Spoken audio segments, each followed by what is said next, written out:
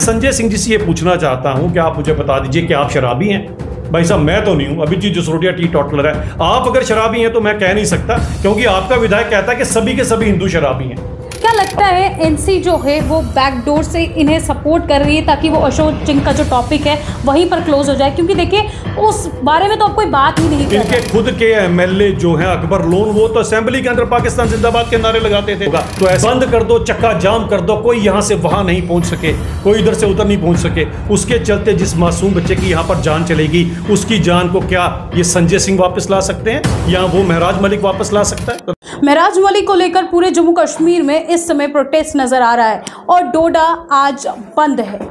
दूसरी ओर आप ये भी देख रहे हैं कि काफ़ी पॉलिटिकल पार्टीज़ हैं जो महराज मलिक को सपोर्ट भी कर रही हैं। कुछ बातचीत आज हम भारतीय जनता पार्टी से करेंगे, जिसके लिए इस समय हमारे साथ अभिजीत जसरोटिया मौजूद हैं। सर, महराज मलिक को लेकर आज काफ़ी ज़्यादा विवाद छिड़ रहा है, ओवैसी तक जो है वो उन्हें सपोर्ट कर रहे हैं। पर सबसे बड़ी बात इस समय जनता ये पूछ रही है कि आखिरकार एक विधायक पर पीएसए क्यों लगाया गया? देखिए, पीएसए की full form public safety act. अब पब्लिक सेफ्टी एक्ट क्यों लगाया जाता है ये तो लोगों को हम जरूर बताएंगे कि कारण क्या है। जब भी कोई इंसान समाज के लिए, पब्लिक के लिए कहीं ना कहीं एक थ्रेट बन जाए और समाज के अंदर अराजकता फैलाने की कोशिश करे, तब ये सब कुछ किया जाता है। और ये नहीं कि आज इस इंसिडेंस के बाद पीएसए लगाया गया, इससे पहले 18 एफआईआर हैं। 17 पहले थी तो एक मिला के 18 एफआईआर होगी। आज संजय सिंह जी जो वहां से पहुंचे दिल्ली से यहाँ पर, कम से कम होमवर्क कर आते, कहते हैं कि ये हॉस्पिटल की डिमांड करता है तो इसलिए इसके ऊपर पीएसए लगाया गया। संजय सिंह जी को पता नहीं होगा कि भारतीय जनता पार्टी ने बड़ा भव्य एक मेडिकल कॉलेज भी बनाया और पुराना हॉस्पिटल भी काफी अच्छे ढंग से रिनोवेट करके और नया हॉस्पिटल वहां पर खड़ा किया है।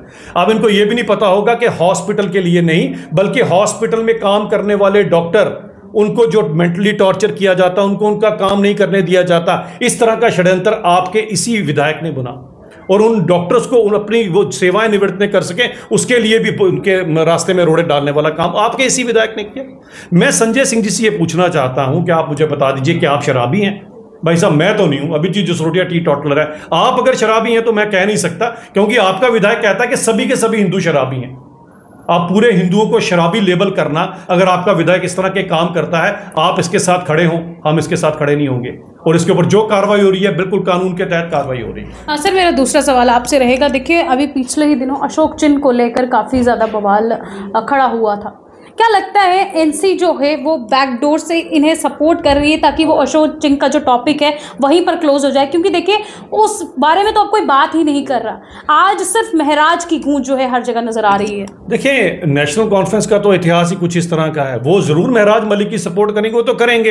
इनके खुद के एमएलए जो हैं अकबर लोन, वो तो असेंबली के अंदर पाकिस्तान जिंदाबाद के नारे लगाते थे। तो ऐसी पार्टी की आइडियोलॉजी कुछ इस तरह की है, आप इनसे और क्या उम्मीद रखेंगे? मैं पूछना चाहता हूं कि इन्हीं का एक वीडियो है जिसके अंदर ये कह रहे हैं अजहर मसूद जैसे टेररिस्ट को ग्लोरीफाई कर रहे हैं, जो कह रहे हैं जिहाद के लिए लश्कर का होना बड़ा जरूरी है, जो बुरहान वानी जैसे टेररिस्ट को ग्लोरीफाई कर रहे हैं। आज अगर ये सभी के सभी नेता, भले वो उमर साहब हैं या महबूबा मुफ्ती साहबा हैं या संजय सिंह जी जो यहां पर अपना नकल मार के होमवर्क करने की कोशिश कर रहे हैं, होमवर्क तो करके नहीं आए घर से, तो वो अगर इनके साथ खड़ा होना चाहती है, आम आदमी पार्टी अगर ऐसे लोगों के साथ खड़ा होना चाहती है, तो बता दें लोगों को क्लियर कि हम इन टेररिस्ट को ग्लोरीफाई करने वाले लोगों के साथ हैं। वरना यहां पर हम तो ये कहेंगे कि हम लोगों ने 30 साल तक इस टेररिज्म की बहुत बड़ी मार सही है। 1.5 लाख से ज्यादा कमरे और कई लोग शमशान पहुंच गए इसी टेररिज्म के चलते। हम ऐसी आइडियोलॉजी को जो यहां पर टेररिस्ट और टेररिज्म को ग्लोरीफाई करें, इनके अगेंस्ट हैं।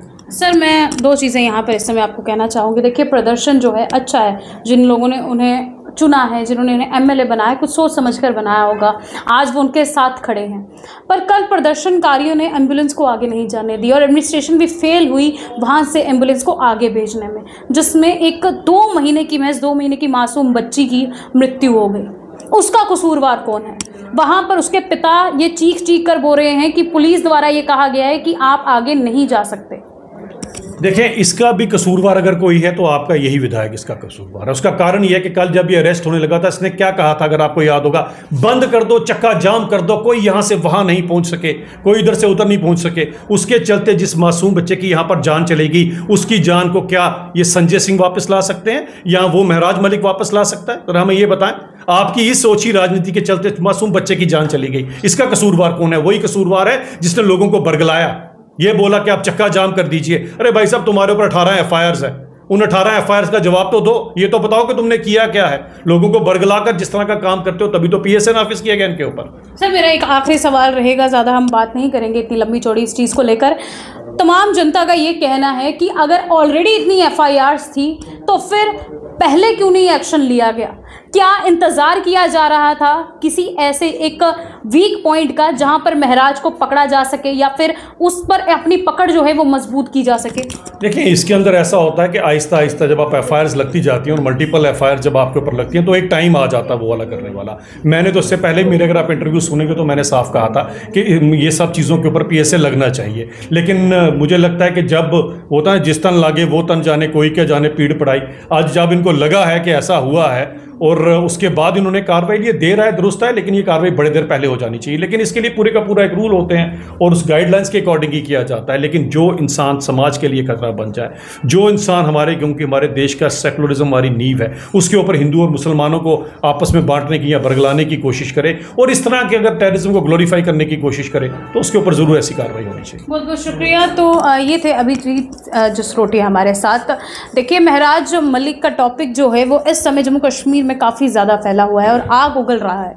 क्या महराज मलिक से पीएसए हटेगी? क्या उन्हें रिहाई मिलेगी? और क्या जो लोगों की डिमांड है वो पूरी होगी? ये आने वाला समय बताएगा। तब तक के लिए जनता इस इंटरव्यू को लेकर क्या राय रखती है जरूर कमेंट सेक्शन पे बताएं। देखते रहें जम्मू न्यूज़ मिशन।